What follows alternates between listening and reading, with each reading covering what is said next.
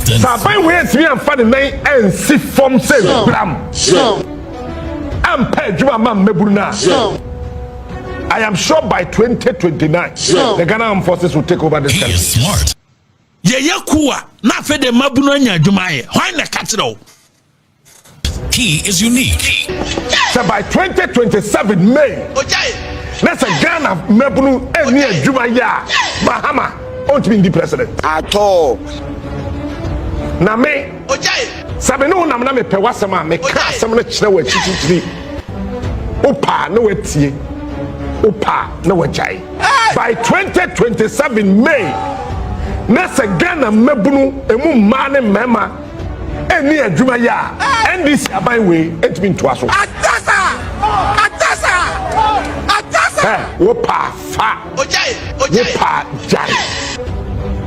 I am repeating for the last time. Which one date into and date is 27th August 2025.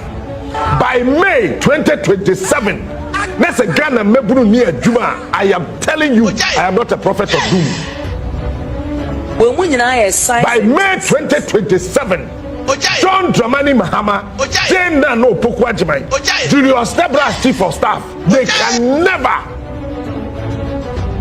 One may so very uncomfortable say, why have I could to Koya Oma? Sankrofo we nana, NDC for do omuye campaign. And so almost start to so more can because was some of the omuntimi carry. Na se ku no wo bisa wo mo a wo ma sofa akwa ahotrem wo Ghana ha wo ku hu a ka won so de nkonkonum wi e metra microphone hu nka wi ayi ku hu asem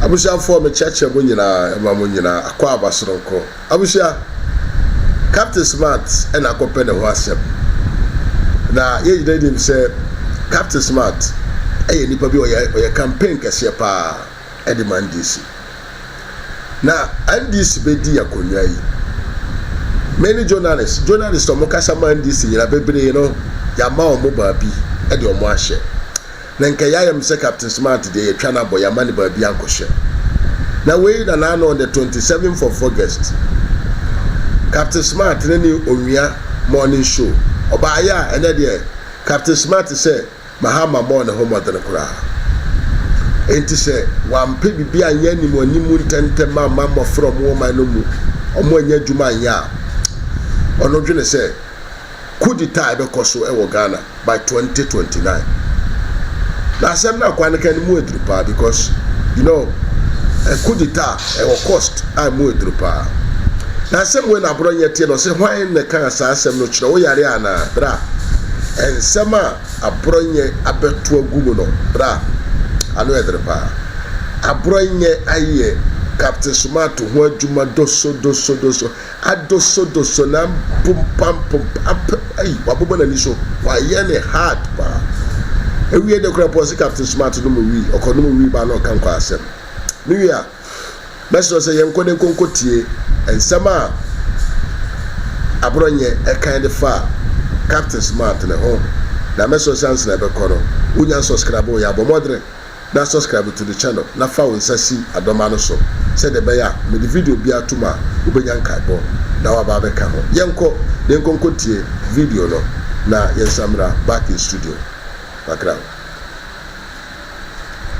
se President Mahama ya dio onya dio men support obi se onkoyeku entunu aye nonsense. Abaya stupid or man part say me a metia say President Mahama ya dio onya dio na what say yes obi kwa to President Mahama no ni ade no support ku nya de papa say wo nyansa pa de ku enya de papa o man chichire ba bia ewiase kwa no modern democracy kwa no wo nyansa ne say wo microphone na eni kwansa o kan ku kura asem entino what one say wanya ma we yen centroni ne yato ase an President Mahama onya de enti by 2027 no say be ko ni say dia the youth will take over the country masa si enya kwanya ne say ye kwa ne say kwa bola so wie ne say ye kwa microphone no ho a ya hunya nsaseme ebeka na wo ka ku nu kura ku na wo mbe ya hodo be nan ya kasa kyerɛkyerɛ ku mu ankasa kura na woni ma de kro eno ansa manfo na aye bia na wate se ye kyew tenase se ku ye wo ma hodo nan ne ya lesia ma e bia palace school kyerɛkyerɛ palace school mu kyerɛ sen ye ebia breakthrough ku kyerɛkyerɛ mu kyerɛ sen ebia guardians coup d'etat kyerɛ sen Victor coup d'etat kyerɛ sen udimi kyerɛkyerɛ mu eno ansa wo de ansa wate ku na wo keka bi wate se man bia ye ku anti no wonya akwanya na wo free baller so to your microphone na no na President Mahama ebe ko ni say dia by 2027 no the youth will take over the country because of money homeworking. What a nonsense. Kese he is trying to I put something in the Ghanaian youth, one mind. Yamfa bibi yam put something in their mind. Say, wamusu ye kuwa ye. Wow, sankrofo we nana. And this if what do omu ye campaign. And so omu start so omu ke kankwa jasema because so omu no de omu timin carry. Na se ku no wo bisa omu a Woma sofa akwa ahotrem wo Ghana ha wo ku hu a ka won sode nkonkonum wi e metra microphone hu nka wi ayi ku hu asem I say president we ko ni say dia by 2027 no youth no be take over why na katra say ye ku a na fe de mabuno anya adwuma ye why na katra obi obadwene saa bia no na kyese na dwene na ankasa na ewo fam but me amemetie atras Ghana ye military say womo no nye ready because you respect ye military one the fact say ban we buy ye waje o allowance the fact o mugu boko kom do o mo no e ma ye military no enkonko ye niama fon because Ghana has a military no war respect pa because almost what my boy my democracy na yedan akona nimti omo war respect ati man central ni bi nkonum wi ensora no pankotna TV so anka so no na ye oga wo kroma say eniama nkoyie ntinu and because of say eniama na nkoyie ntinu as say you to no free ase prepare no mo take over ayenkwase akọ ayekọ anyansa nyedai enim official free baller so bano obetra microphone wakanyansa se mama but on can't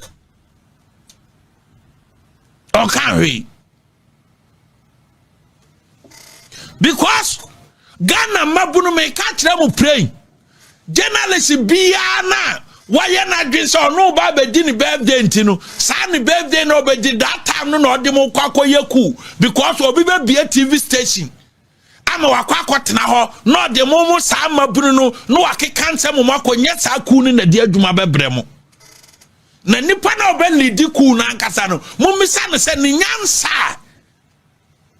odi ba abedi monim mamudi a control country na wo fine enipa na ono no see ebeduro ye ne birthday enti ne birthday ni duro na se nye dia the youth will take over no na kyese obu be se o plan se oni maburu no be take over the country ba wunu nur ba bia eye wi no na mo no ma mo hu niam mienu asese Ghana maburu mo ti ase se obi obaba be ka kire o se cool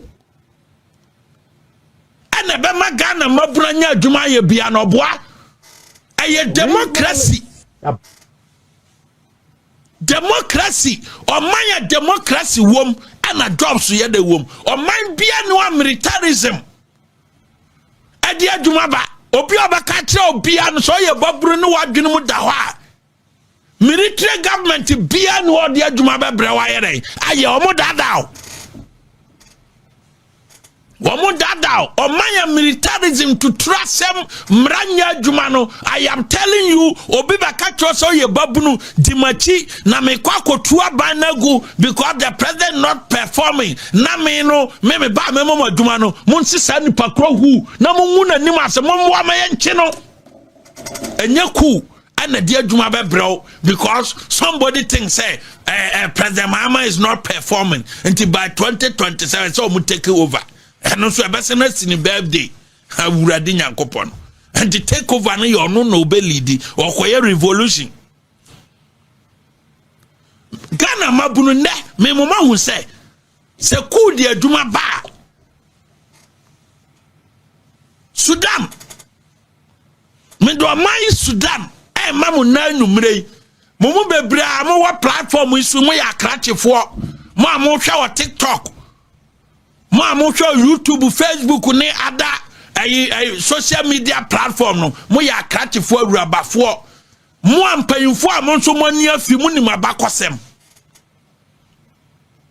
Se ku di adwuma ba, ku di ahotoba oman mu, ku di mpuntuo ba oman mu Sudan. Wo mo ye wo first coup 1958. Besi ne Sudan enyoye. Besine Ghana ye wa hoto ye mabunu hoto mo e Sudan ene ye ka kire Ghana mabunu say mo nkwatena Sudan na mo bekwa ana a different 1958 Sudan ye ne first coup no wo ma ye coup upon coup enti ama Sudan ma na ye den asay me di Sudan kwa ye example akire mo me nwe mama mo many countries. Many more countries. A different 1958 ebesin ne me bisa Ghana mabuna obi dada mo say mo yeku because the government is not performing say Sudan womo ye first coup 1958 ebesin ne womo yeku nko abro 30 Sudan corona say because of coup enti. And 2 years babu no Ghana no be dada say coup dia ye de coup ye man for Sudan ay number 1 omo ye first coup 1958 and 2 years babu no na sa ohwema ask yourself say unya Sudan abatena na sisi agugu Sudan abakosem gugu Sudan abakosem o wi ase okotogo a Togo womo ye first coup d'etat 13 January 1963 na Ghana your first coup kranye den your first coup d'etat mai esa coup no ana etiama yadema ene Emmanuel Bajore omo overthrow President Savage no ayi Olympio awo Togo 1963 13 January ene omutu no besi nei Togo dabi omo kwaba Ghana bo brachen Togo bebre Ghana bo brachen Togo bebre nano ha aprazi na ekoso eho kureye manya Burkina Faso womanya ku sa different na ayi 3rd January 1966 10 January 1966 ana kane Sangule Lamizana obetu President Yamiago a different kuwaba the latest one INEC 2022 2016 coup ebra President Mahama tisu coup si ye 2018 coup wasi and a latest one ye any 2022 coup ya esi ye ewo Burkina Faso coup wa disu so ade Sankara nom nyina coup ana do amkoy Burkina Faso coup aba honom no ebro ba ne wo ho bisa se asise Ghana ne ya wo no wo motia no mo dada mo social media Ghana near ye wano Burkina Faso nibi. The only surviving thing omu wa ayesa dam na omu wa omu de ye omu ntosia omani kofa eba. We ye no free wa babia democracy de oman Ghana duru no Burkina Faso ayezamsi na ye no omu kwa ka Ghana ye o A+. Womo D7 kromu nyabi. Babia democracy edi Ghana akwa duru no. Nanu adayai agra go Libya womo first school aye 1969. Second one aye 2011 ye misase ahontaba ehwa ye yie agro wo nipa ni so ye wie Benin ha ya Benin ku mako ensia. The first one aye 28th October 1963 aye Sogro ono ne overthrow President Mega Benin. Sogro and overthrow President Mega 28th October 1963. No overthrow President Mega. Ye yo. Oba Nigeria, Nigeria hai. Ku e mako be ni onsia and soon. E di free 15 January 1966. Chukuma Kaduna and overthrow President Abubakar Tajawa. Otunu 15 for yina free one nano no biaba. The same year 7 months later 29th July 1966 na onuko tu obi 15 January 1966 29th July 1966 na Yakubu Gowon ono so through coup d'etat no no so kotu ekotu ayi Chukuma no Kaduna no ati ku na edi free ho Buhari ya na no ofri mu President Buhari ya ofri mu wo mu nyina ye ku 82 atena so amfa ku ahodo still there is a problem. But sen come you should democratic process and they solve what come sabana koma nim. Congo womunya womu first school. Congo womu first school d'etat 15th August 1963. Mobutu Sese Seko. Mobutu Sese Seko. And also President Lumumba 1963. And now menu ka say so ye Ghana babu no ne ka tro se Congo a wobekọ. Ye besamo ye ka tro se kotena Congo a wobekọ because wo mpe ho. E ho no because a different 1963 ever seen there has been coup upon coup e wo Congo e ma corona say. E ma corona say. Atiti apansam Niger ya Niger ha say ya ka kire Ghana mabunu sa omon kwatena Niger a ombeko omo di coup upon coup e na say oman no and then Niger asay nyina no Niger for sra omo te Ghana denta Niger for asra omo te Ghana because coup upon coup uncountable a o kan enya yie e di asay man no Niger hayai Niger ayeye woma ye ku Niger ayeye and the Ghana baburu wana ka kire ne say onto nkwatena Niger mo bra obeko omo ye ku che obia enti munya akwanya na samo kasa kunu the African continent no ye wo ku wa bakwasemo.